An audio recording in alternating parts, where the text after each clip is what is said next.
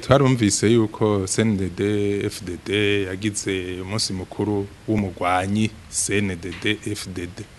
Nibaza ko muri iki gihe atariho hari hakwiye kuba mu munsi mukuru w'umugwanyi kuko ibwirizwa rigenga imigambwe rirabuza guhimiriza ikibazo cyose cy'intambara, kirabuza imigambwe guhimiriza ibintu by'intambara. Rero wanka uvyemera ugize umunsi mukuru w'umugwanyi ni ukuvuga ko uriko urabiba akatima k'intambara. Wanka wemera wabishaka utabishaka usanga ari ivyo. Uti none vyari kugenda gute?